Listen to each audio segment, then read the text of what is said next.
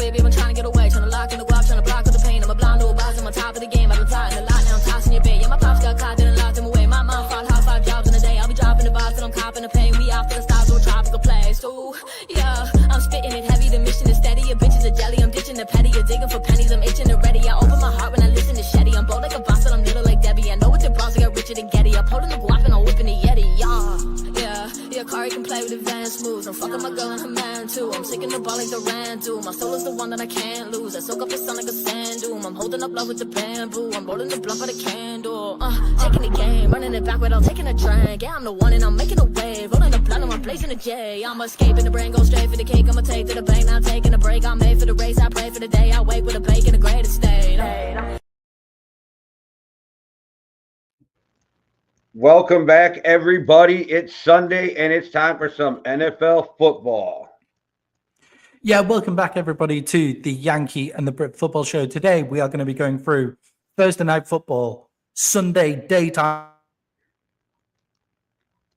football. It's also playoff time for most fantasy leagues out there. So we'll be going through our fantasy plays to watch, or must-play players of this week. Don't leave them on the bench.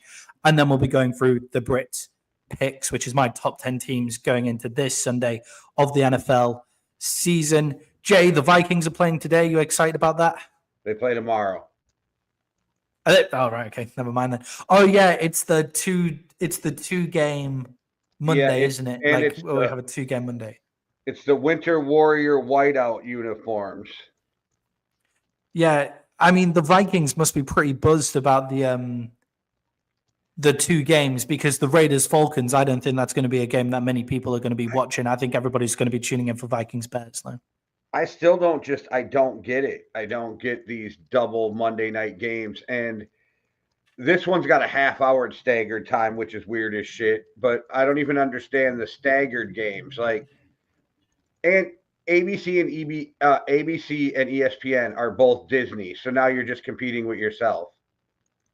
Yeah, I think also I guess you get to watch the last half an hour of the game, don't you? Like you get to make sure you watch the last half hour of the game, which makes sense. But if like it works out, because we seen, what game was it the other day that flew by Thursday because they just ran the ball.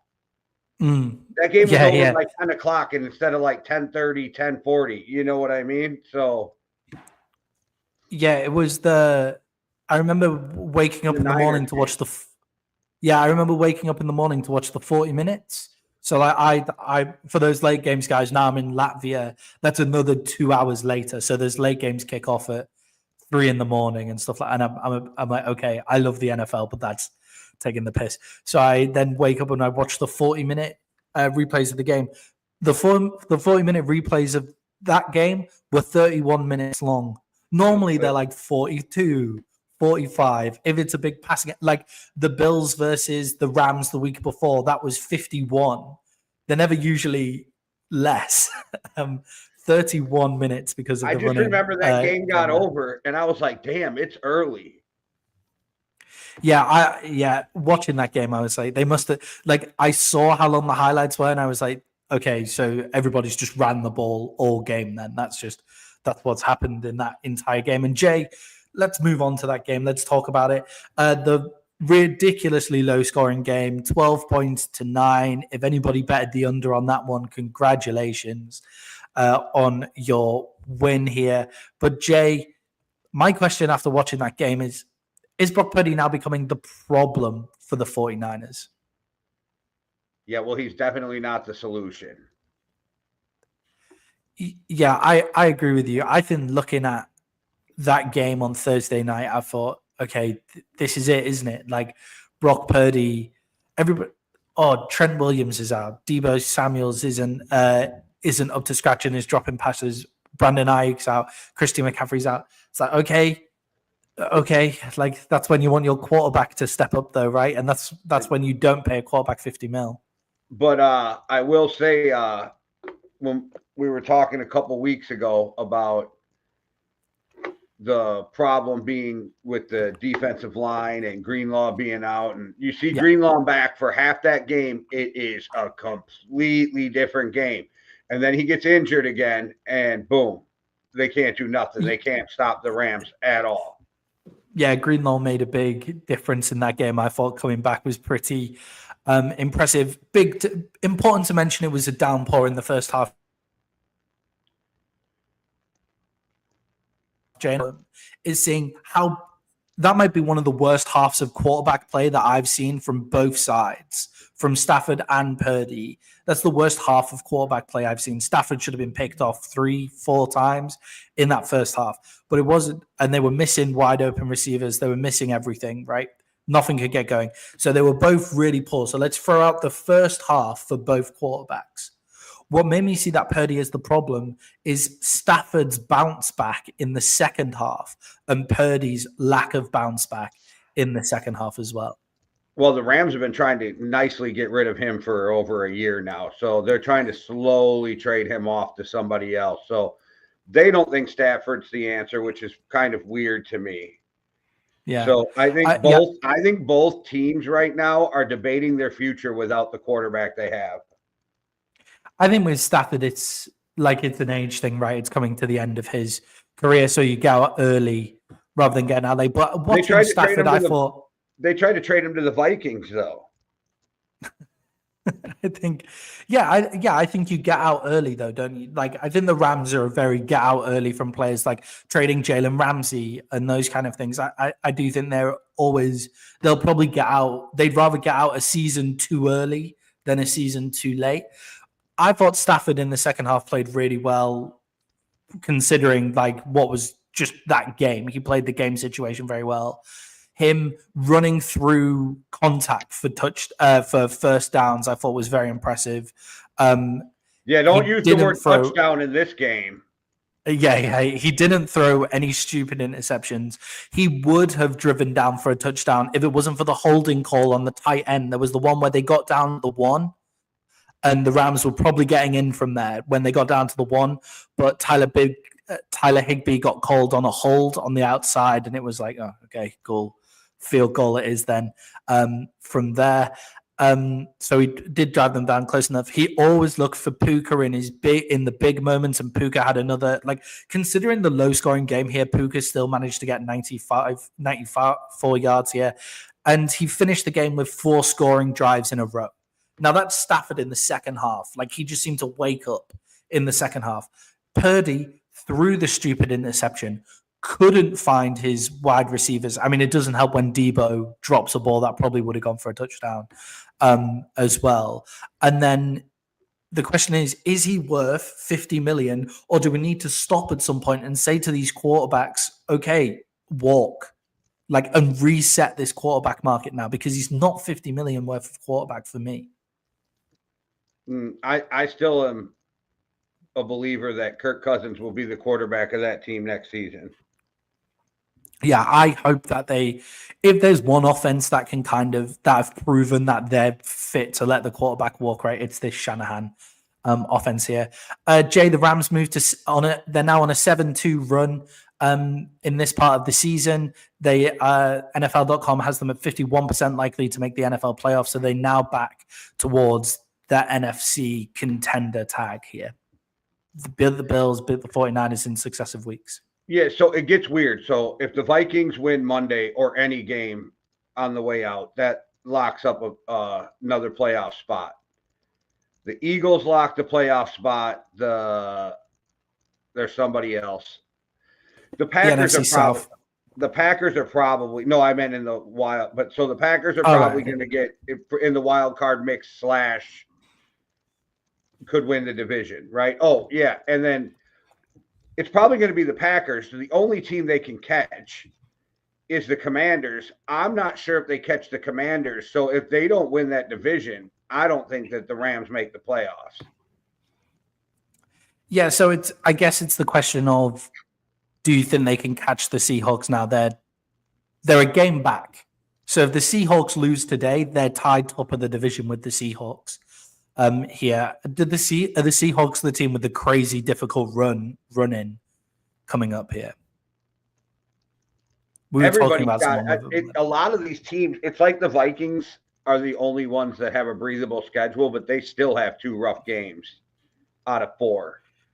I don't remember what the Commanders have, but all these playoff teams have a kind of a rough road. So it's gonna, or these could be playoff teams, because I think the Yeah, Seahawks still definitely. have to finish with the Rams. Yeah, so if the Vikings get a win today, they're through. If the Packers get a win today, they're through as well, which guarantees 3 teams from the NFC North, which is crazy. The Commanders are actually the Commanders are in a much better spot in terms of the wild card position than the Rams, but the Rams are close enough to win the division, so they have to. I think they play each other as well. The Rams and the Seahawks have I a think game they against finished each the other. season with each other. Yeah, they finished the season with each other, so that could be it for me. I think the Rams are a contender, and I think if they get in, they're a team that you don't want to play. Right? You know that those teams every year that you don't want to play. I mean, with the NFC playoff picture is kind of so tight that they're all kind of teams I don't want to play. So, and then to go back to that argument people have that the 7th team makes it less exciting.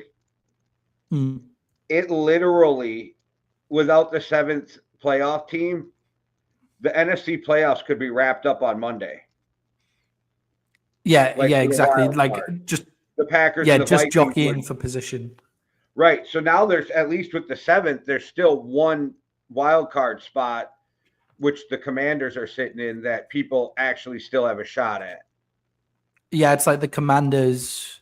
Although the Commanders win today, they have an 86% chance of locking that up as well. But it's the Commanders. The Falcons are in the hunt as well. The Cardinals are still kind of around, but that's more if they're able to win the division as well. In that, on the other side of the draw, on the AFC side, you have the Colts.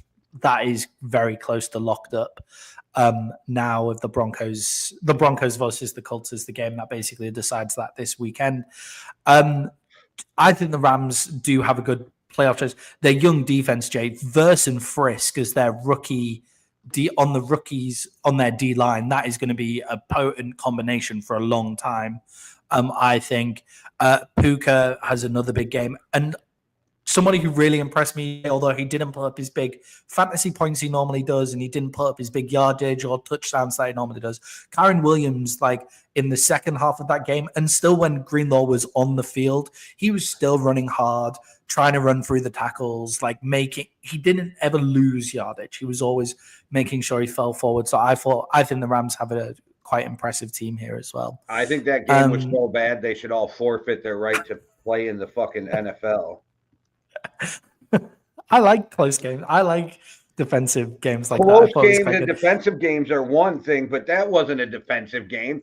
That wasn't a close game either. That was both teams playing like complete ass and making me watch. I think the Rams in the second half, they got 4 scoring drives in a row, and I think they accepted the field goals every time. They were like, we just need to score field goals because the 49ers aren't doing anything here. Means we got a best bet, and we called that one. We said that the Rams being the underdog there was silly. Jay, a question that I've seen being asked on Friday was, has Kyle Shanahan's offense been figured out? People are saying Shanahan is struggling this season, McVay's struggling this season, McDaniel's struggling this season, Matt LaFleur's taken a step back, Bobby Slowick, they've all got slowed down a bit. What do you think of that? I don't know. KOC seems to be doing all right. Yeah, it's funny the people who they leave out of those stats to make their takes work, isn't it? Because KOC is doing well, and then last week the Rams scored 44 points on the Bills, and the 49ers have hit a record yardage thing against the Bears the week before. And the 49ers, the Rams, and the Texans together could have a triage center with all of their fucking injuries. Yeah, exactly. And then the Packers, as we said, have basically secured their spot in the playoffs if they win today. And I refuse to put Matt LaFleur in the same category as those other coaches. So I mean, he is in the Shanahan tree, but yeah, the tree, sure. But he fell out the fucking tree, like compared to the rest of them. Like he's the rotten apple on the ground when you're picking apples if you're comparing him to the other coaches. Because I think LaFleur gets a lot of credit for not have done shit. Yeah, it was interesting. So I was listening to Steve Palazzolo and Sam Motson on their new show, Check the Mic, this week, and they were saying how the Packers the Packers play this thing, and the Eagles do the same thing. And I wanted to go see if it was true, basically, and I kind of get what they're saying, but they just kind of line up and there's not loads of motion, and it's just relying on your players to beat people one-on-one. They're not scheming people open, which I thought was quite interesting, which kind of goes against the Kyle Shanahan tree. So I would agree with you on that. Matt LaFleur is not quite there for me either. Jay, moving on to Sunday now, moving on to today's preview. It is week 15 in the NFL. We start off today with the New York Giants versus the Baltimore Ravens. The Baltimore Ravens are 16.5-point favorites, Jay. That's just a crazy point spread. The only question I've got for this game, really, because it should be a bit of a beatdown. Could this be the game that Derrick Henry secures the rushing title? Could this game be the one where he just jumps so far ahead of Saquon Barkley that Saquon Barkley can't catch up in terms of the rushing yards? How many yards ahead of Saquon is he? Let's have a look. Because that's the question, right? Like, can you... I'm on it. Saquon is... Yeah, sorry, Jay, go on. I was just saying, Saquon's ahead by 200 yards. Yeah, Saquon has the chance of breaking Eric Dickerson's record, and I don't hear that King Henry is close to breaking Eric Dickerson's record, so I had to ask. They're both having amazing seasons. I think Saquon has to average like 120-some yards, though, per game to get Eric Dickerson's record. And I'm just going to say it, and people are going to get mad and call me old and whatever else, but if you break it in 17 games, does it really count as breaking his record? Yes, I'm glad you said that because I agree. I mean, it does count as breaking the record, right? Like it does, but like it's not the same. Yeah, it's not the same. I agree with you. So there's there's a stat in cricket. So England's highest ever, like the best bowler in England's cricket history has got the most people out, right? But he's also played about 50 more games than the next person as well. So obviously he's done more. So it's kind of the same as that. I guess it's about comparing eras again, isn't it? If Saquon gets it, I really hope he gets it in 16 somehow. Yeah, just absolutely blows out. Well, I mean, if they still have to play the Giants again. But basically, Jay, I think this is a game where if I'm the Ravens, I'm giving it to Derrick Henry, trying to get him up to 200, 250 yards running because Sexy Dexy is out for the season for the New York Giants. He's gone, not playing. You're not going to have a problem running a ball against this team. And I just think they might be the Giants for me. Every time you watch them, they look like the worst team in the NFL. Like they look terrible. Do they look 17 points worse is the question. So I can't take that. I wouldn't bet it. If I was anyone else, I wouldn't bet this game at all. I've got to take the Giants in this one. I can't bet 16.5 points in the NFL. I can. Give me the Ravens. Cool. Give me the Ravens because it's about to be a fucking bloodbath. Yeah, I think so too. I think the Ravens are going to stomp them. I wouldn't be surprised if it was 30 points. It's like a 16.5 point. It's a 16.5 point spread. It's on about a 40 over under though. What's the over under in this game? Yeah, 43. A 43.5 over under against on a 16.5 point spread is pretty crazy. Yeah, I can't wait to get to the over under on that Lions-Bills game, but okay. All right, so I've gone for the Giants, you've gone for the Ravens in that one. I do think the Ravens are going to win, by the way. Jay, moving on to another game here. I think this is the Ravens are going to win. The question is by how much. It's not if, it's by how much. Yeah.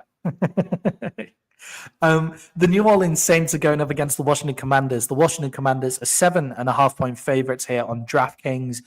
Jay, did the bye week come at the perfect time for the Washington Commanders? To get some guys healthy, yes, but I don't know how Cliff Kingsbury and Jaden Daniels and Dan Quinn are going to handle coming out of a bye. Some teams are great out of a bye. Some teams are bad out of a bye. So with this, I guess that's something we got to see. Like for health reasons, yes, but how do you play coming out of the bye is a question none of us know. Yeah, I think looking at the Commanders, I think a bit of the buzz has come out of the Commanders. I don't think people are as excited about the Commanders. People are questioning Jaden Daniels a little bit because if you actually look at his traditional stats, like touchdowns to interception ratio, it's not great. He's played with a rib injury throughout the whole middle of the season and played okay, you know. And they're in contention. They go to 86% favored to get into the playoffs if they get a win today. So that's what they're 2 wins away from the playoffs, basically. I think they've played amazing. I think they played a great game against the Titans. And I think that bye week has come at the perfect time to get Daniels fully healthy, to get everybody else around him healthy as well. And I'll be interested to, I agree with you. I'll be interested to see how they come out, especially with the bye week being so late. Would you rather have an early or a late bye week, Jay? Late. Do you think that these morons who are giving Bo Nix the rookie of the year that's going to put a chip on Jaden's shoulder at all? I don't know about a chip on his shoulder. He doesn't seem like a very chip on his shoulder kind of guy. Like whenever I hear him speak, he just seems like minds his own business, plays his own game, very relaxed, right? But if it was me, it would fuck me off. Yeah, all alpha athletes, even if they don't say it, right? It's going to drive them nuts a little bit. And Chris Sims is one of those guys who are like, yeah, he's right up there in the running with Jaden Daniels. And I'm like, fucking stop. Like, it's a completely different style of football. And one is way more dangerous and way better for your team than the other. That's not even to shit on Bo Nix. It's just he plays this safe, move the ball, check it down, where Jaden's like playing big boy, I'm going to fucking put a dagger in you football. And Jaden has carried his team at points, whereas Bo Nix has been part of a really good. Like Bo Nix has had a really great rookie season, I think. For a rookie, he's played good football and those kind of things. But Jaden Daniels has had one of the best rookie seasons of all time, especially if you take into the fact the rib injury and the fact he could beat the completion record for a singular season this year if he just has a few games like he has been doing, considering the rib injury. I think that's amazing. The only player that I would say is anywhere near him in offensive rookie of the year, and he won't win because he's not a quarterback, is Brock Bowers, right? Like Brock Bowers has to be the only person up there. That's the only debate that I have with rookie offensive rookie of the year. Yeah, when Chris said that the other day, I was like, I gotta fucking see. This is why I don't watch you guys. It's because people want to give props to Bo Nix, right? In NFL media, people want to give props to people, and that's great. Like, give props to Bo Nix. I think he deserves it. But props to Bo Nix doesn't mean he has to be like the best, and he doesn't have to be better than the guy that's playing better than everybody else. Like, I never understand that. Jay, if the Saints win this game, do you start about thinking giving the head coaching job to Rizzy? You really want this motherfucker to get this head coaching job more than anything, bro. Like, you have brought this up. No, you fire everyone. If you could fire Gail Benson, you fire her too, but you can't because she's the owner. But like, excuse me. The Pelicans have been complete ass because she's the owner. Like, they fucked up everything with Zion Williamson because she's the owner. Like, what makes them think she's going to run the Saints any better than she's ran the Pelicans? And the Saints haven't been shit since her husband died. Like, I just don't get why people think that ownership. And you have the head of your basketball operations running your football operations too. Like, it doesn't make sense to me. Yeah, I think with that, I don't think they should give Rizzy the job. I just think they will. Like, I think they will give him the job because They've of been everything that so you just bad. said. I don't know why you see that they've been so bad. Yeah, everything And that you've just said is why why they'll give him the job. why is nobody in the sports media talking about Wes Phillips as a head coach and candidate? I don't get that. I think he's a strong head coaching candidate. Like, he was with McVay. He's been with KO. He went from McVay's fucking quarterback coach to KOC's offensive coordinator. And his father was one of the greatest defensive coordinators in the history of the NFL. Old Cowboys coach and Wade Phillips. Like, you got a lineage. Like, I don't understand why Wes Phillips isn't being talked about for that Saints job. Yeah, I think for the Saints job as well, it's a relatively attractive job. Just no big candidate is going to take it because of the ownership and all of those kind of things. But I think if you can get the Saints right, the NFC South is a competitive division. It's competitive because no team is running away with it every single time. So you have that. You have a fan base who adores their football team as well. Like, you have a diehard fan base there. So you could become a legend. I would seriously consider the Saints job as a good job there as well. Jay, the Commanders are 7.5-point favorites here. Sorry, Jay, you finish off. Oh, I was just gonna say, and what maybe Wes Phillips ends up bringing Sam Darnold wherever he goes if he gets a job. Because yeah, exactly. And you can stay in the same system, even with a different coach for big money. Why wouldn't you do that? You know? Yeah, I think with Derek Carr as well, I think his time in the NFL is up. Not necessarily because he's playing terribly, but just quite a big name. Like, I can't see him backing up anywhere, but he's not good enough to take a team into that next step either. If he wants to be a backup, I don't think he's too big of a name to like breathe down throats. But I don't know if he's made huge money. I don't know if that's something he'll want to do. But you could definitely bring him in behind an established quarterback and have no problems. Yeah, he's a nice guy and everything. I just think he's one of the potentially. I think a fan base could get relatively excited about bringing in Derek Carr as a backup quarterback, and then the first time your quarterback makes some steps wrong, then they're chanting Derek Carr to come on from the sidelines, right? Then they don't watch football. Yeah, I agree with you. Derek Carr has just for the last few years been so bad. Yeah, well, Dallas Cowboys fans shout for Cooper Rush when Dak's still healthy. So, like, the football fans, some of them are just idiots. Jay, the Washington Commanders are 7.5-point favorites here. Who have you got? I hate the point spread, but give me the Commanders. Yeah, I feel like Vegas has upped their point spread game recently. There was a couple of weeks ago where we were sat there and it was just like, bet money this week. The spreads are ridiculous. And we both got double-digit wins in that week as well. And it was like, okay, since then, the picks have been a lot harder. Vegas's job is to try to make every game pick 50-50. That's where Vegas wins money, when it's 50-50. Yeah, what week was it? It was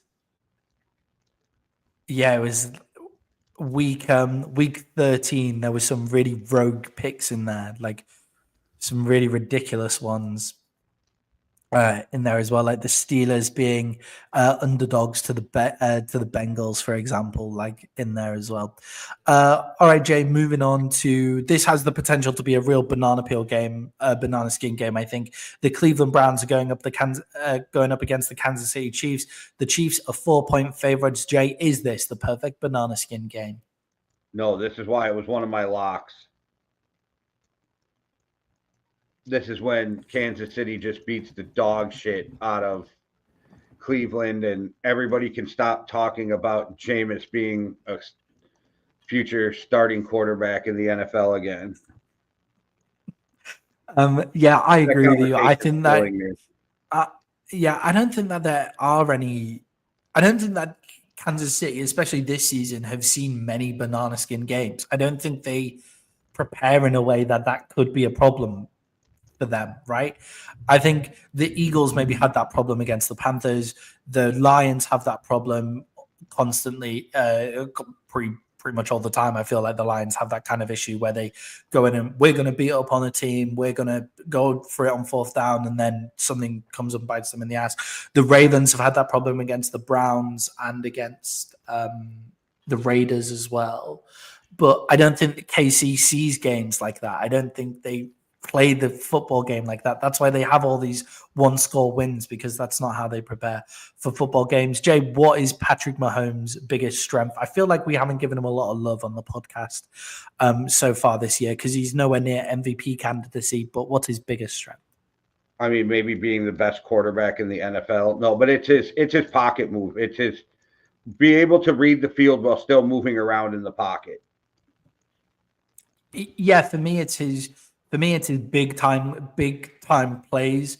Like his knowledge of when to actually take that risk, no need to take that risk, like just put the game on ice, like just by being better than everybody else on the field. That just impresses me every single time I watch him. I think it's amazing that he just has this presence. And that's why I think there are no banana skin games for the Kansas City Chiefs. And Jay, the final question on this game is about the Browns. Actually, have we now seen that Jerry Jeudy is an NFL top wide receiver? Have we finally seen that from Jerry Jeudy over these past few weeks? Yeah, and I think what it tells me is that there was more of a problem in Denver than there was with Jerry Jeudy.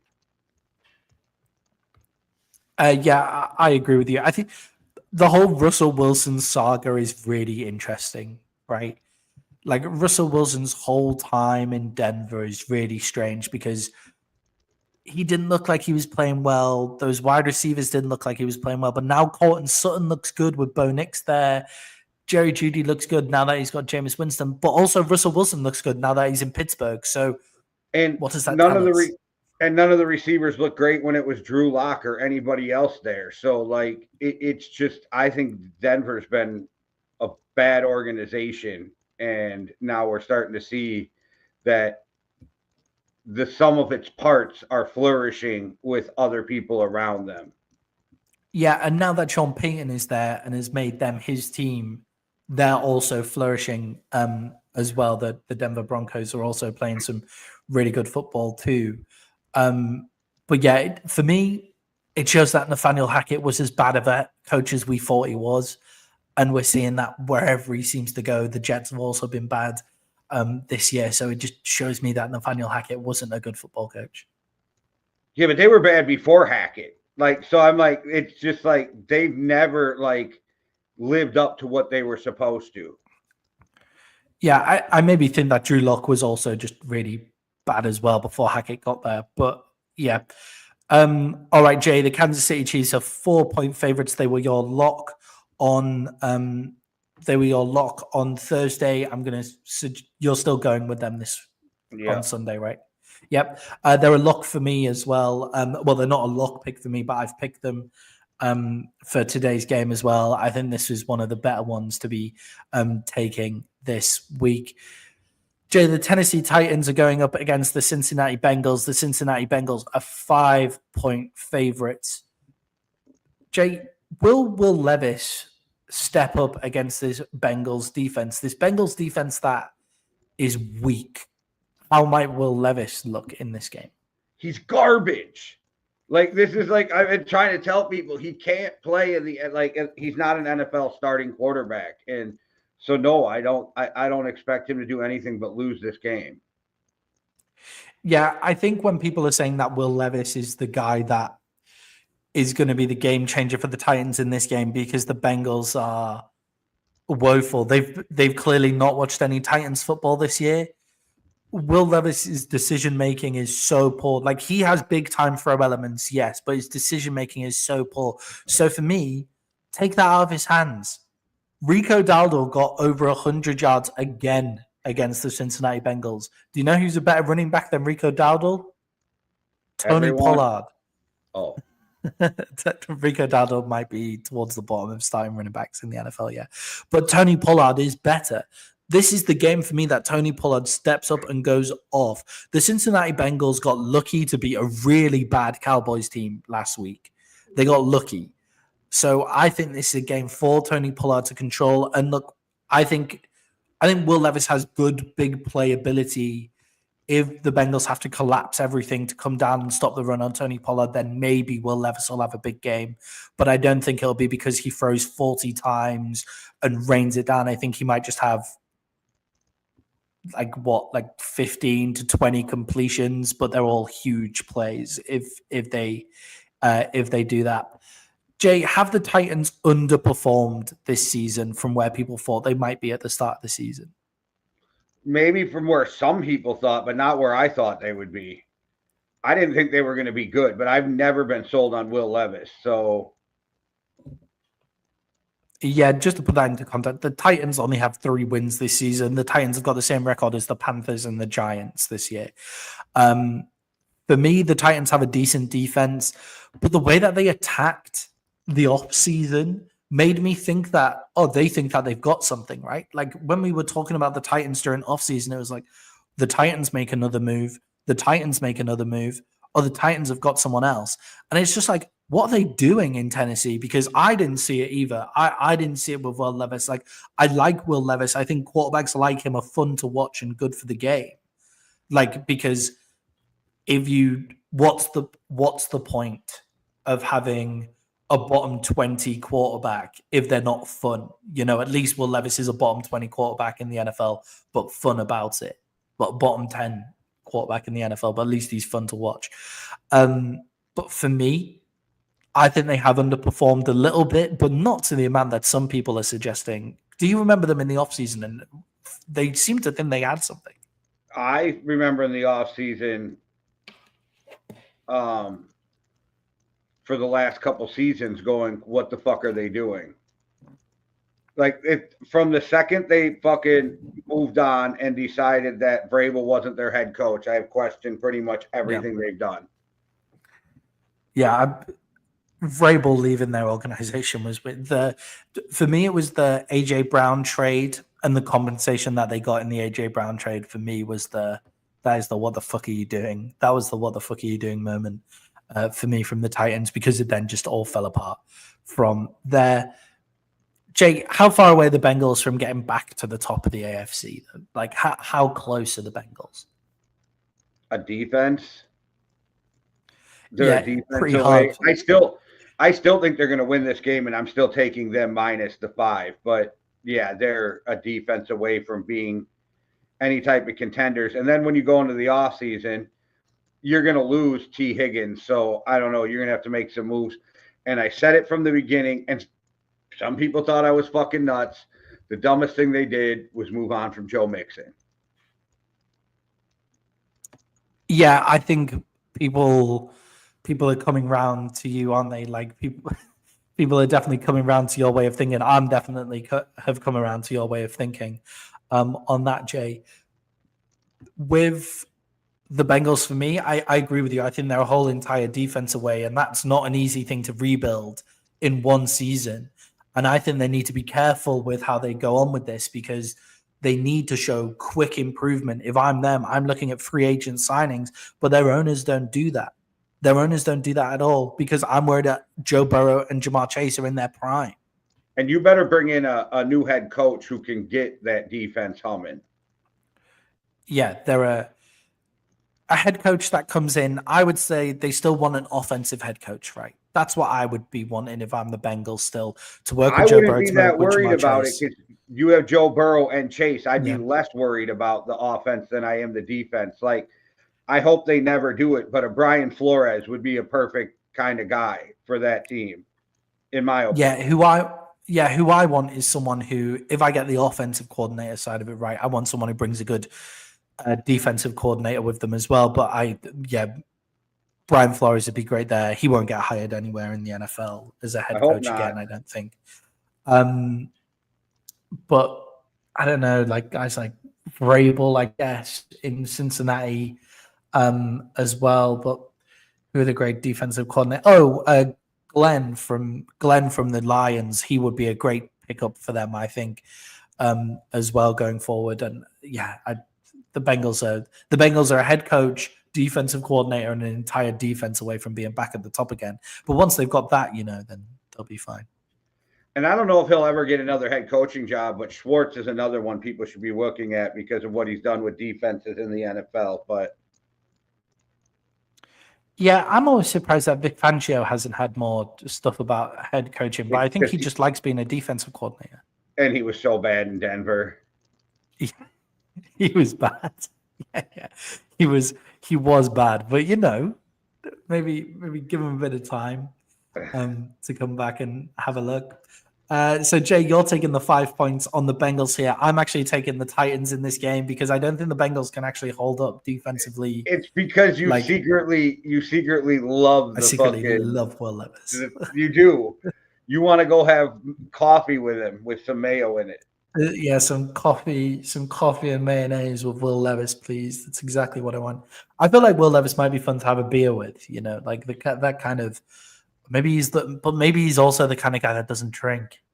Maybe. I think he's the guy who's going to drink too much, end up fucking half naked on the bar, standing on the bar doing some wild shit. That's who I think Will Levis is. But yeah, drinking coffee and mayo. Maybe that's where he came up with coffee and mayo. Maybe it was like a crazy hangover. Yeah, I want to know if that's true now, though, because we find out the banana peel wasn't true and he was just joking. And that was in the same interview. So I wonder if he was just joking and everybody took him fucking seriously. Yeah, or if he just decided to mess around with that particular interview. Jay, I found this game really hard to pick this week. This is the Houston Texans, who are 3-point favorites against the Miami Dolphins. Jay, what have you made of CJ Stroud's second season in the NFL? It's your sophomore slump. It happens. That's what happens when they get 17 games to try to figure out how to play against you. Yeah, I think the sophomore slump definitely comes into account. I think also his offensive line got completely decimated. His wide receivers are completely gone. He lost Tank Dell, Nico Collins, and Stephon Diggs for a period of time. Stephon Diggs for a period of time as well. And that offensive line. And for some reason, they seem to go away from the run too often for me. When you watch them, you think, oh yeah, they could just run this all day and the other team's not going to touch the ball. Now we're saying this, they are 8-5, which is the same record as the Ravens here as well, but they get to play in a shit division. So, so how much is that worth? Jay, have we seen the return of Tyreek Hill? Has he kind of made his comeback now for the Miami Dolphins here? I've seen a couple of big games out of him in the past few weeks. Yeah, and I don't think Tyreek Hill was needing to return. I think he needed somebody who could just actually get him the football. Yeah, I agree with you as well on that one. I don't think Tyreek had a massive slump. I think the whole Miami Dolphins offense just had a huge slump, and now Tua's back. But Jalen Waddle hasn't been putting up the same kind of numbers, so maybe it is Tyreek as well, going crazy. I was just looking because they just released Odell Beckham, so I was looking to see if anybody was signing Odell yet. Yeah, what do you make of that? Do you think that's Odell's out of the league now? Do you think that's it, or do you think people are still taking a punt on him? No, from what I understand is he's not getting much use. He went to the front office. He asked to be released so he can go sign with a contender, and they said sure. And it parted amicably, and there's no hard feelings. And so it seems like one of those things where the team knew they weren't going to use him anymore, giving this vet a chance to go catch on with a team who's got a shot. I think that's what happened with Odell, because I think Odell can still play. I think he's just got to wrap his head around the fact that you're not OBJ anymore. You're Odell Beckham now. You're not OBJ anymore. I like that. I think the Miami Dolphins offense felt like at the time it would really suit OBJ, but actually it's all about speed, and he's lost that step. Hasn't he? He's lost that step of speed here, and it's not about going one-on-one with the cornerback and just beating him. It's about being schemed open and being in the right spot. And Odell, that's not really his game. I doubt it'll happen, but I would not mind seeing him slide into a Minnesota Vikings uniform for the last half of this season. I was just going to say, if it has to be a contender, where do you think he goes? Okay, if I'm the Bills, I'm begging him to come play. I'm begging him to come to Buffalo. But I wonder I if don't he'd know. go to Buffalo. It's cold. It's cold. And It's cold. like, it's rough. But I think because Josh Allen has so little weapons, or like so little big name weapons, right? Because he's got some dudes who can play. Any little bit more you can give the Bills right now to help Josh Allen, I think would be huge. And Odell Beckham would not have to be the star of that show. So he could come in and do a real solid job. But I also think the Chiefs are another team that could figure out how to use Odell Beckham and like make something happen. Like, I think Odell Beckham could be a guy that gets you 6 receptions for 60 yards every game.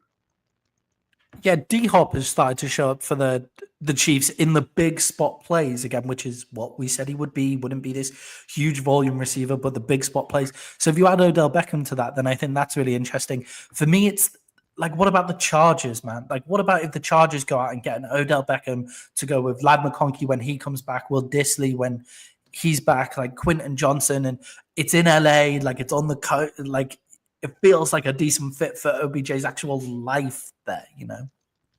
I get what you're saying. I just don't know if that style of football is what would suit OBJ's playing style, because you're going to ask him to block a lot. He's not a really good blocker. He gives effort, but he is not a good blocker. You know, and that's a run team.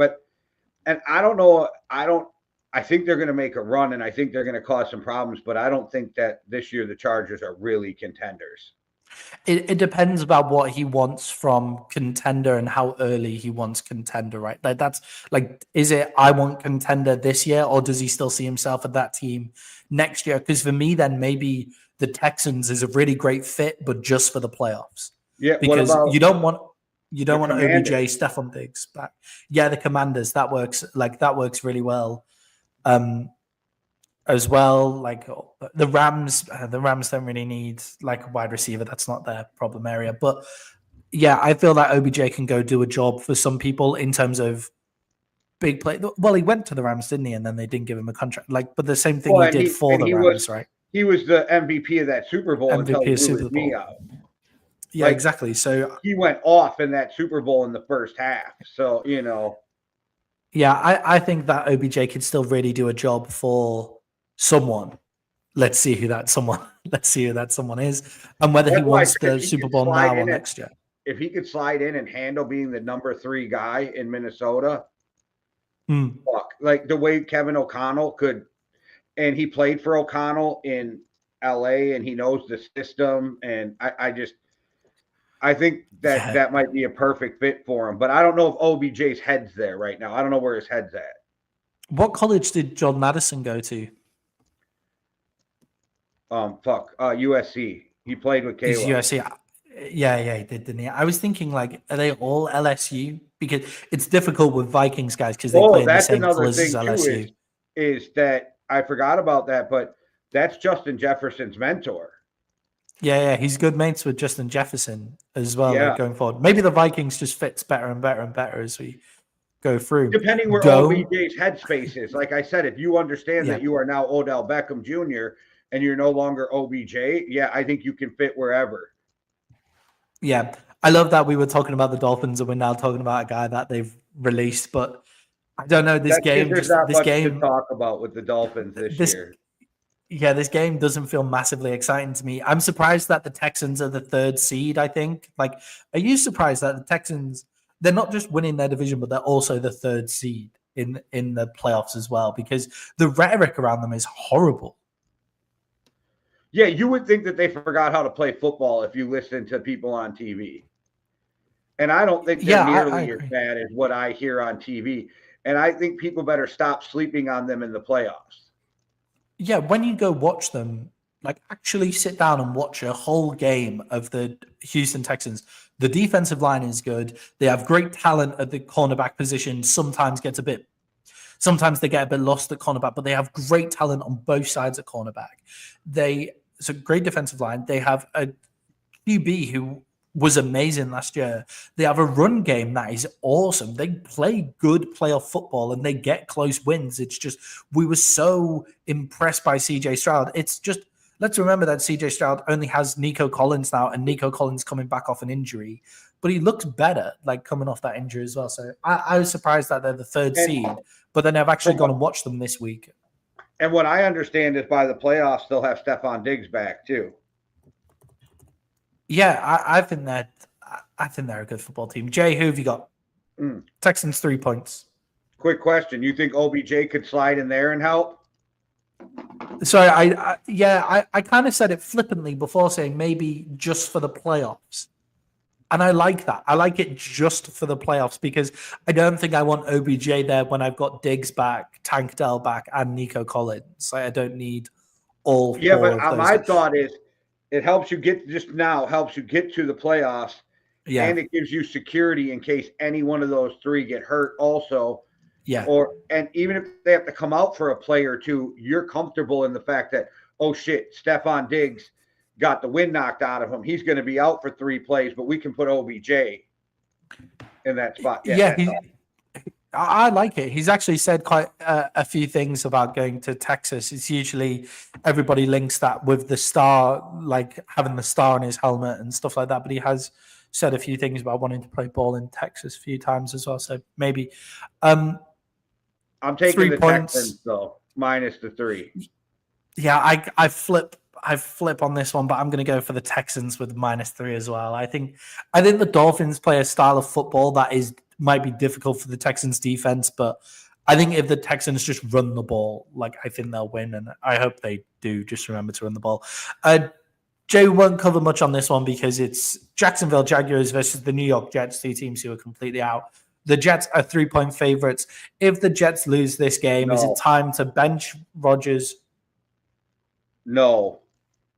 Everybody stop trying to bench the guy in his. Stop trying to bench. Even if you bench him, who are you going to put in? Like, what are you going to do? You can't win a fucking, but you can't make the playoffs. Why would you do that to a first ballot Hall of Famer? You know what I mean? If you treat him bad every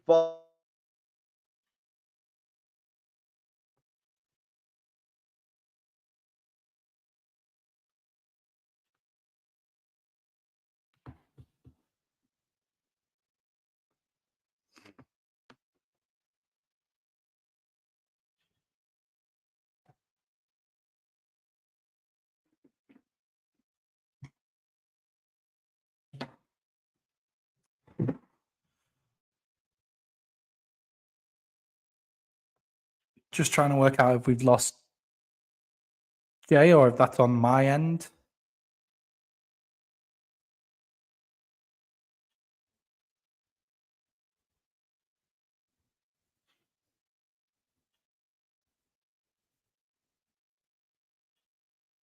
Okay, so I'm going to guess that's on Jay then. It's usually on my end, so that's why I didn't say anything for a little bit there. But yeah, so sorry everyone for the breakdown there in communication. We're just waiting for Jay to come back in and sort his connection out.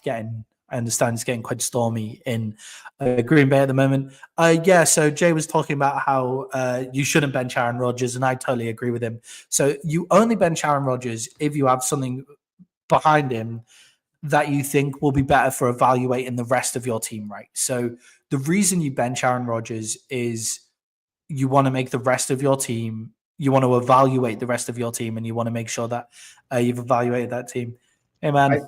We were both just talking at the same time, I think, but individually.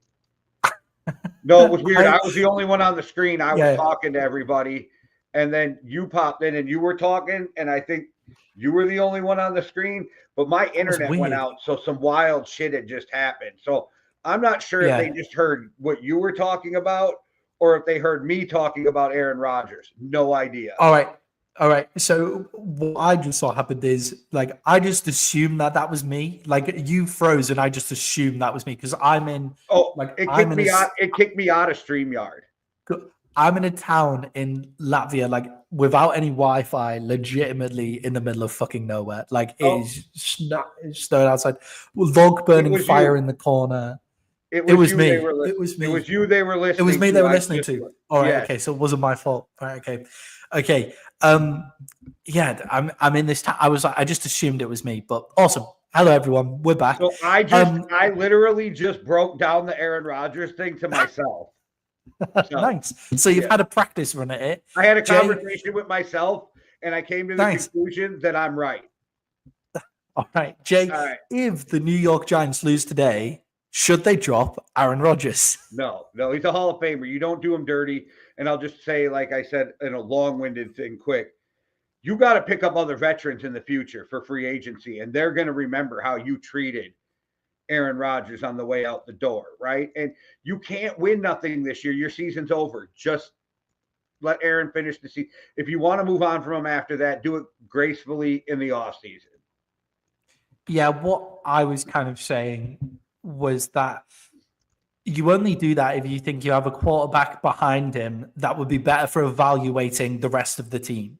So if your plan is to evaluate the rest of the team going forward, like how good is Devontae Adams? Like can Devontae Adams and Garrett Wilson work well together on the same field? How good is this offensive line? How good is this running back room? Like all of that.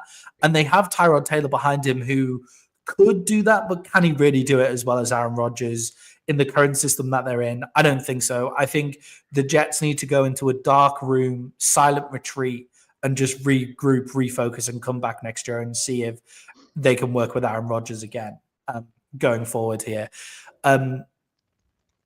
Jay, what have been your thoughts on the Jets defense this year? Because I personally think the Jets defense have got away with some shit because everybody talks about Aaron Rodgers. No, I agree that there's enough blame on that whole team to go around, but Aaron Rodgers is the lightning rod. Yeah, I agree with you because this would be a game, right, where everybody should be saying, so Mac Jones for the Jacksonville Jaguars, everybody should be saying the Jets defense is going to take over this game. It's going to be over. They're never going to have a chance. Mac Jones is going to look terrible. I've not seen a lot of people saying that, and it's because the Jets defense hasn't looked great. So the Miami Dolphins game was crazy because what was it? Rodgers got them. The offense got them up by 21 points and they gave away the game. Everybody blames Aaron Rodgers for that because he throws a pick six, yes, but then he doesn't move the ball that much. But the defense can't give away 21 points in that situation either, and they do nothing. So, there's enough blame to go around. Jay, do you think the Jets are going to have a good game here? The Jets are 3-point favorites against Mac Jones's Jacksonville Jaguars. Who have you got? They fucking kill me. And I went against them last week, and I thought somehow they were going to fuck me last week because I went against them because they fuck me when I go with them. But I'm taking the Jets in this game. I think the Jaguars are dead, and I think this is the game that finally ices out Doug Peterson. Yeah, I think the Jets defense will have a really good game here against Mac Jones's Jacksonville Jaguars. And I think the Jets offense actually has shown some signs of life recently. They just can't string together 4 whole quarters. So give me the Jets in this one as well. And that's a difficult choice for me, Jay, because I've basically gone against them in every single one so far.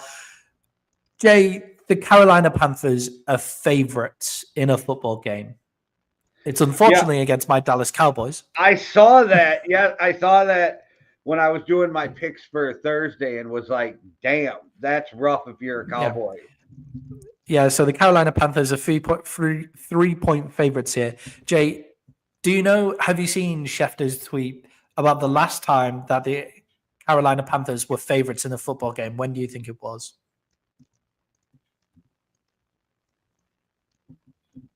London against Minnesota, maybe? I don't know.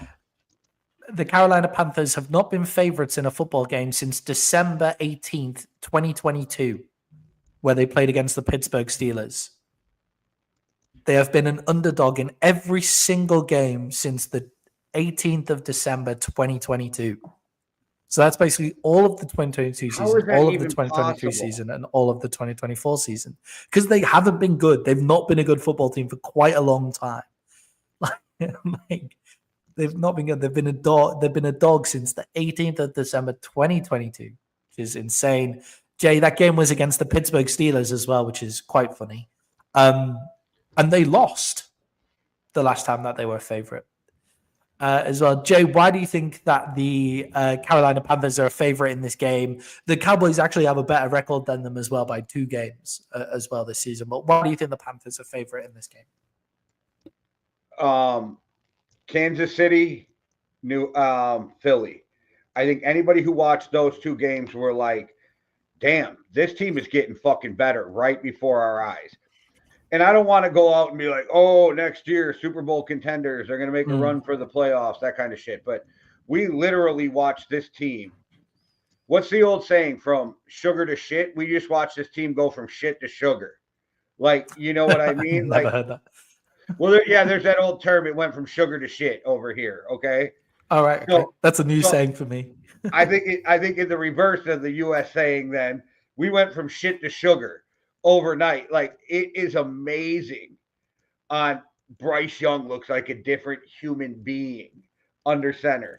Adam Thielen looks like that motherfucker found the fountain of youth and dove the fuck in. Chupa Hubbard's been running like he did fucking 4 years ago. Remember when Chupa Hubbard 3-4 years ago had that season where we were all like, holy fuck, right? He's running like him again. Like this team has turned into everything we wondered if they could be when they drafted Bryce Young. And they're doing it after giving up so many assets. It's impressive. It's very impressive. Because I was ready to fire the whole fucking coaching staff 4 weeks ago. Yeah, I think that Dave Canales has actually come in and done a good job. In terms of, I think maybe we can say, because I think we both agree that the benching was just fucking stupid, but he can say that it worked and it worked for him and all of that kind of stuff. So, but everything else I think he's done really well. I don't like it, but maybe it did work. Yeah, maybe it did work. It seems to have been okay for Anthony Richardson kind of as well, but they're for 2 different reasons. But Dave Canales is a great quarterback coach. He's amazing at it. And this Carolina Panthers team, they're playing really hard, tough football. Now, do I think they should be favorites against the Dallas Cowboys? Maybe. They're at home, so on a neutral field, they're calling this a wash. The Cowboys have also been shit, like for large periods of the game. The Bengals are favorites this week, and we should have beat those fuckers last week. Like, we had one unlucky play, stupid but unlucky play against the Cincinnati Bengals, like one freak play away from one drive down the field to go get a field goal when Brandon Aubrey can kick it from anywhere. So I'm not sure about that. I think that the markets might have overcorrected. And personally, Jay, I think that this game really suits the Dallas Cowboys. Underdog against a bad team. Micah Parsons has been in his feelings. The defense has started to look good again. The defense held a really good Bengals team to 27 points, 7 of which were scored after just game-ending misery. And the one criticism I have of Bryce Young since he came back is under pressure. When he throws the ball under pressure, he just floats it up to wide receivers. And if you do that to the Dallas Cowboys, they're going to come down with the fucking ball. Like, they're going to come down with the interception. I've put the Dallas Cowboys in my fantasy team. The Dallas Cowboys defense, they're in my fantasy team this week. I've taken the Chiefs. I'm not 100% sure. Let's have a look. I kind of hope not, to be honest. Let's have a look.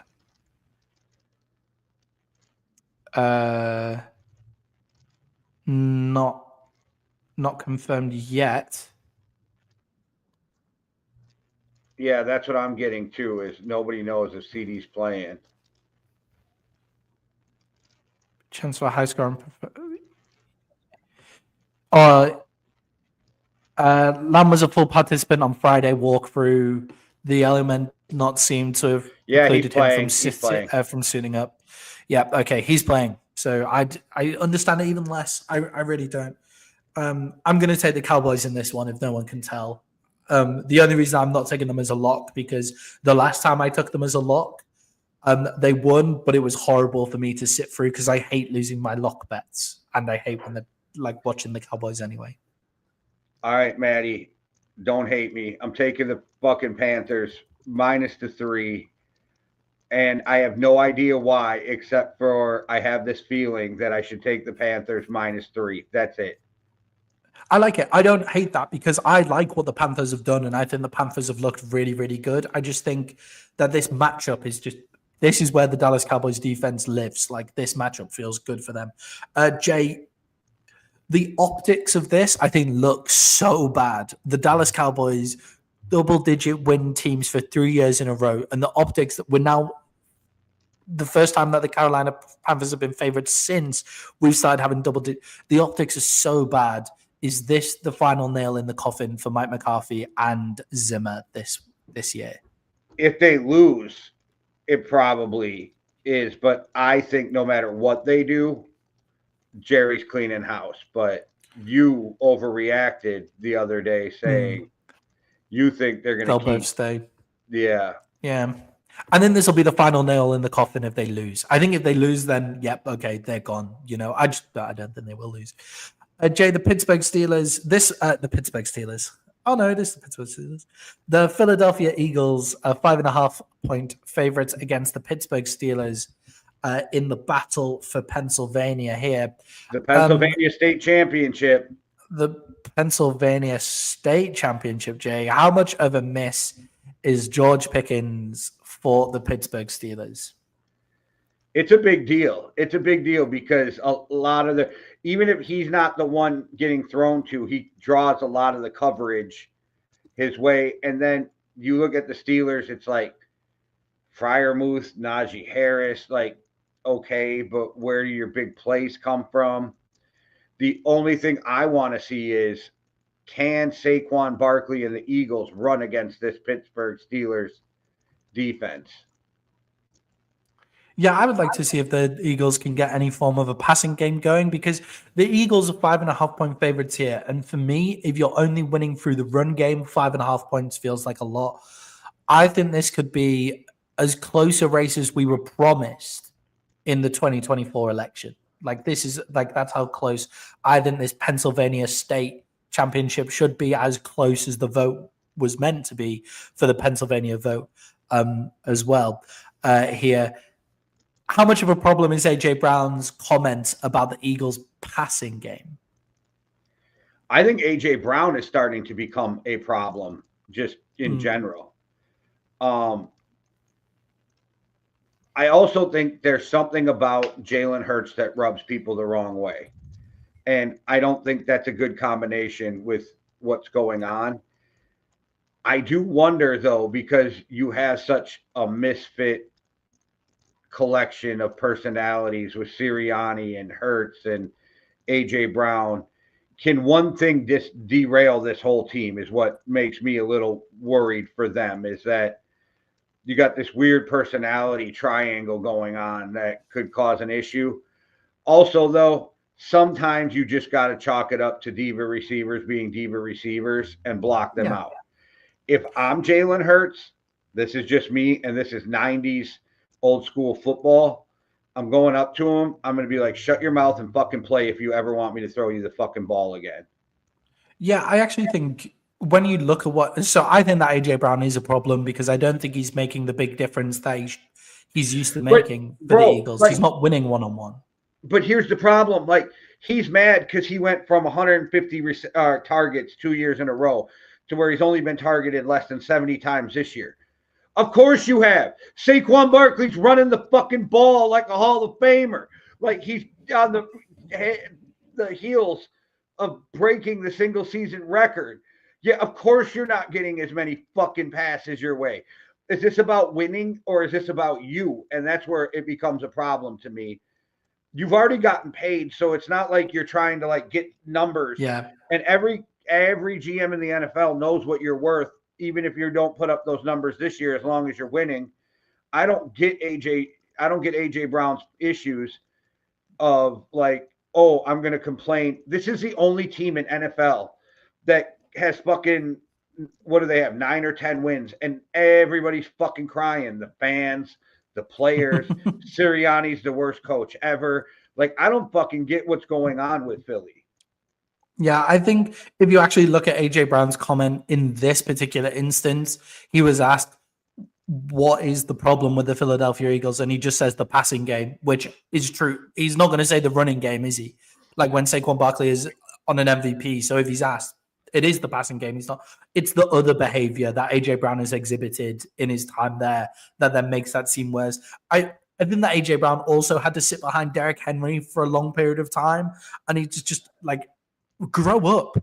Like, just grow up. You're getting paid. You're winning football games. Move on. Like, there's no need for you to be so upset. I mean, I love it. But, Jay, what is the key in this? What is the key matchup in this game? What is the key for either team winning this game? I think it's, can they run on with Saquon Barkley against this Steelers defense? But yeah, I got the same thing. The Steelers have their hands full with that receiving core too.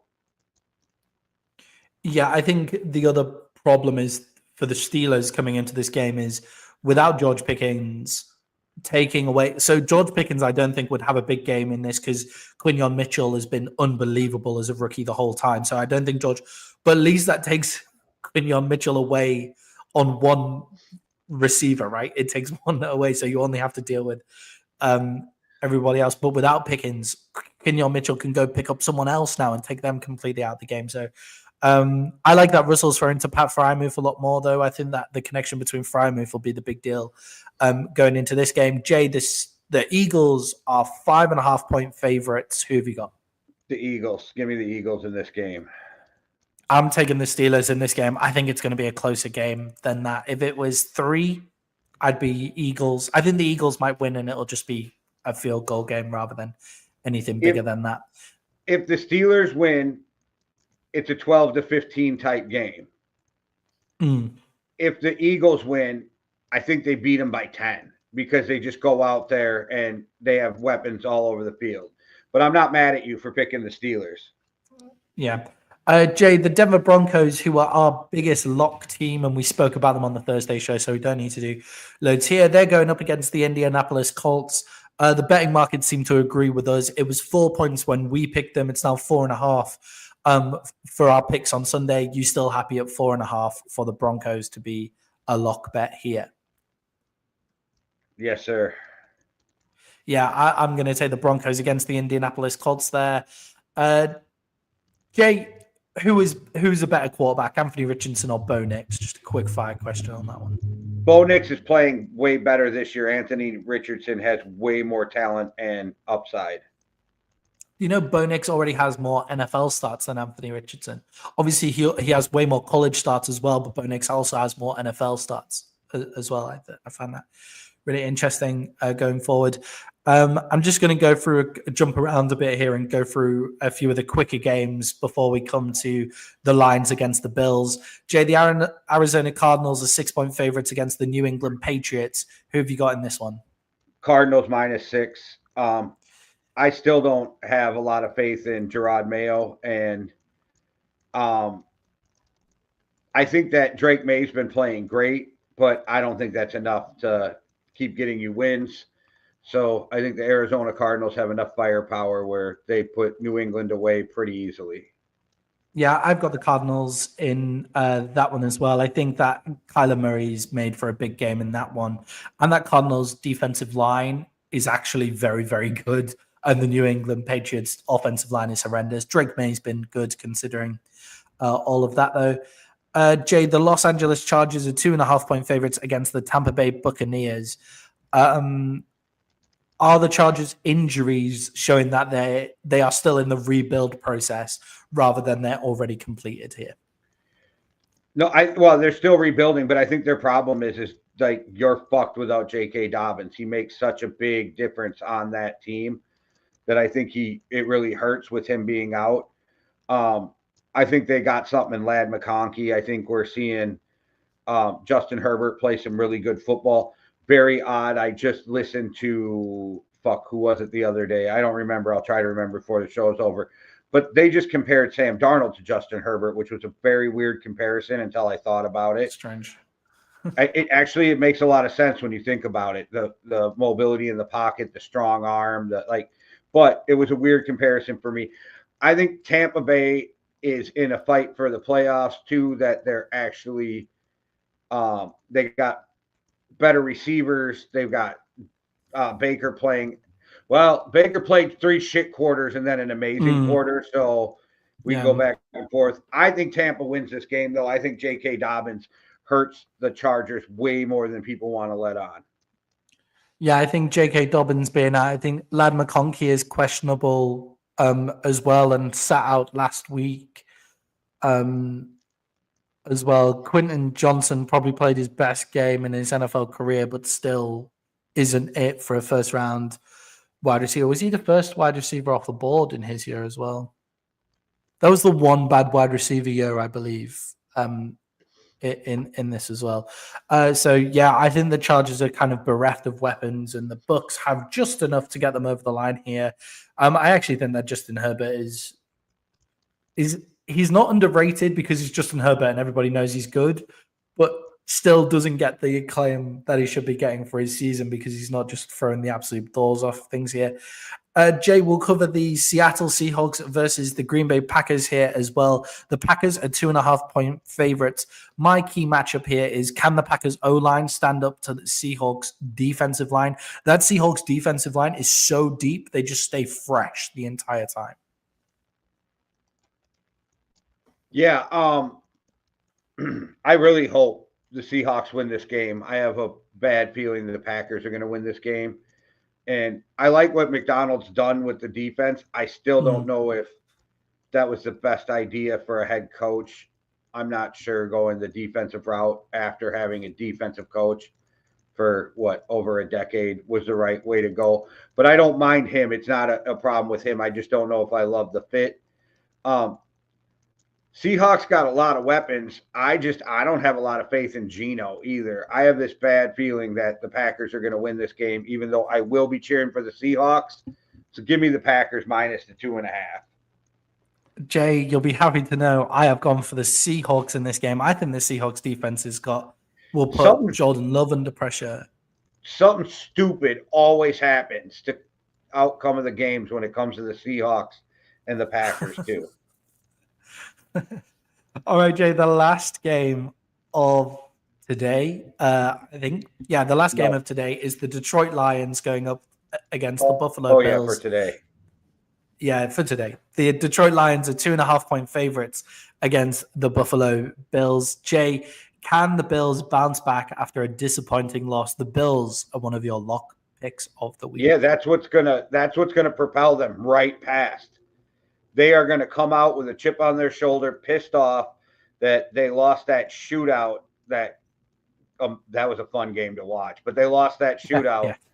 And I think that this is that game where we see the injuries on the Lions really take a toll on them because they're not going to be able – well, I'm assuming anyway – they're not going to be able to get any pass rush.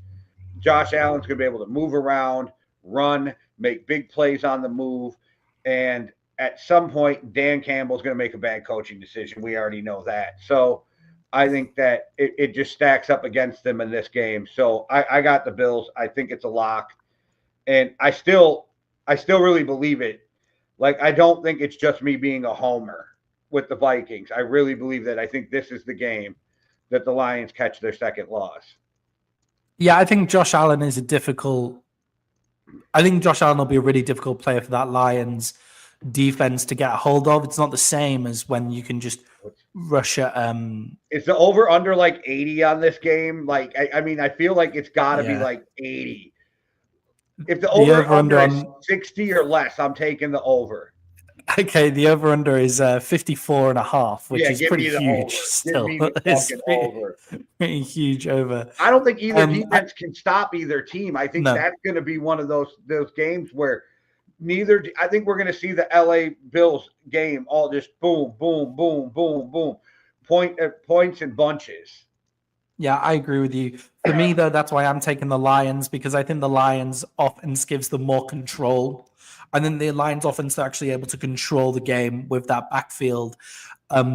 there. So if the Bills can't stop the Lions, then at least the Lions can get some control in the game. Jay, just before the kickoff start and we go on to the evening games for our picks, should we run through our fantasy players just to give people some time to whack them into their to put them into their team? Because just overrun ever so slightly on picking, because it's been a long time since we've had 16 games in one week. I've realized going through, that's the thing. Who are your fantasy picks of the week? Okay, so my fantasy players of the week, guys. So the players that you've got to have in your fantasy teams. I think the Dallas Cowboys defense, if it's still there for you to go pick up and you need a defense, I would go get it. I can see it making big points this week in interceptions and sacks. I think Tony Pollard is going to have a big game against the Bengals. For the Titans at running back, I think if the Titans are sensible, which they're often not, but if they're sensible, they'll run the game through Tony Pollard. And Jay, I think that Kyler Murray is got to be your QB1 going up against the New England Patriots this week. All right. Well, my QB1 this week is on here, and it's Lamar Jackson against the New York Giants. Put Lamar in, get you some fucking pay dirt right away. If you're not putting Lamar in, well, always put Lamar in. On my team, I got Lamar and Jaden Daniels. So on one of my teams. Oh, that is weird. So, yeah, that is tough, actually. Yeah, fair enough.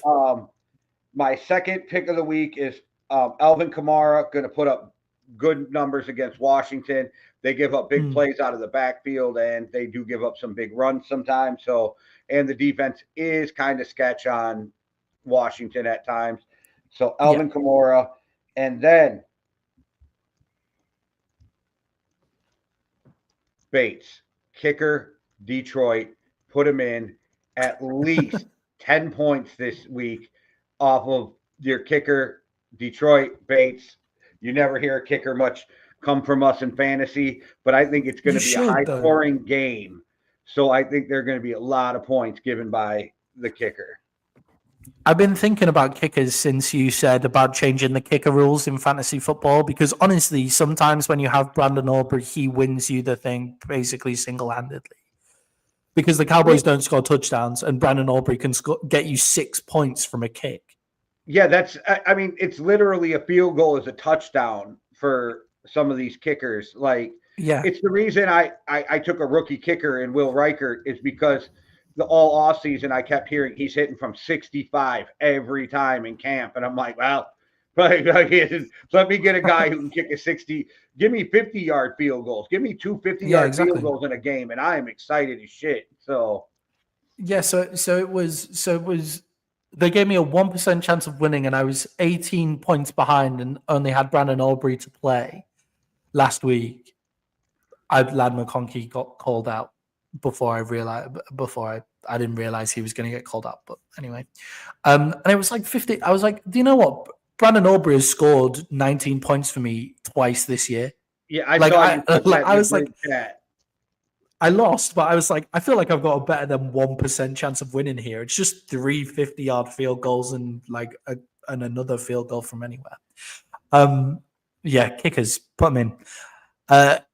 Can you flex a kicker? I feel like if you're in real dire straits, flexing a kicker would be the way to go. No, running backs, receivers, and tight ends. Yeah. All right. Hey, that's a shame because that would be fun. Playing 2 kickers just for the crack. Jay, just to finish off on our picks now. We're obviously going into the game, so I hope you enjoyed, everyone. But Jay, the Minnesota Vikings are 6.5-point favorites against the New Orleans Saints. Who have you got? Where'd you get that? They play the Bears. Yep, I know they played the Bears. I'm sorry. I knew that as well. I knew that was happening as I was reading it. They're playing against the Chicago Bears, Jay. It's a divisional game. The Minnesota Vikings are 6.5-point favorites against the Chicago Bears. Who have you got in this one? Give me the Vikings because if they're going to have a real chance at a championship, you put your foot on the gas after last week and you don't let up. Yeah, I agree with you on that one. I think when we were talking about the Mike Shanahan offenses being the Kyle Shanahan, Mike Shanahan offenses being caught up now, I think KOC just had his biggest week of the year. And the biggest thing there is, how do you keep Justin Jefferson and Jordan Addison together going into next year? Well, they're fine. This is only Addison's second year. So if they really want to be dicks, they could hold him through his 7th year with the franchise tag. He can't even ask for a contract till after next season. So it's not next season you have to worry about. It's moving forward after that. Yeah. Yeah. And luckily you've got a quarterback on a rookie deal as well coming in. You'll have a quarterback on a rookie deal for quite some time as well. Going forward, Jay, I've got the Vikings in this one as well. 6.5-point favorites. I think the Bears really fell off last week, and I think their defense. Look, I'm not saying that they should have kept Eberflus. I think they were right to get rid of Eberflus. The defense looked way better with him there, right? Like, he's clearly a good defensive coordinator, Matt Eberflus, and it seems to have fallen off. And Jay, the lost Vegas Raiders are going up against the Atlanta Falcons. The Falcons are 5.5 points, 5.5 point favorites here as well. Max Crosby is out for the season. Now he's getting season-ending surgery. How much does that make a difference in this game? He's the only player that they have, like real, like stud, all-star player. It hurts because Brock Bowers. Max brings the fucking heat. I mean, it hurts them, but not enough to where it's going to change an outcome because they were going to lose to Atlanta either way. If Atlanta loses today, I think we see the end of Kirk Cousins in Atlanta starting next week. But I think Atlanta gets it back together for this game, wins it, and they win it by more than 5.5. Yeah, I agree with you on that one. I think if they lose, then that's it. The spread since Max Crosby said he was out has actually shifted 2 points since Max Crosby said he was out, so he's clearly worth 2 points. But again, not enough to change the outcome of the game for me there. Give me the Falcons in this one. Jay, that's the show. We made it. 16 games. I need to remember that when we're going through next time because it's the same amount of games next time. All right. Send us out like you always do. Thank you, everybody, for watching. All right. It's time for football, so I'm going to keep it short. Hit the like and subscribe. Thank you for watching. We really appreciate you. Check out the other shows. One World, One Love. Deuces. Cheerio.